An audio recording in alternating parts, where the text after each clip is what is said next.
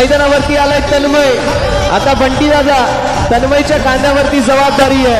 आता तन्मयला एकच म्हणेल, 5 चेंडू 3 धावा, काहीतरी कर तन्मय भावा.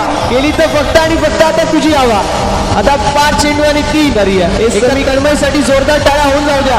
अरे भल्या भल्यांचे हातपाय कापतात ज्यावेळेस मैदानावरती जातात. आजचा तुमचा हिरो तन्मय असेल. 1 बॉल 3 आणि वाईट बॉल. मी काय म्हटलं होतं, काहीही आपल्याला पाहायला मिळेल. क्या बात आहे. चेंडू हवेमध्ये आणि मैदानावरती कॅच झाली आहे कंप्लीट. पण एकदा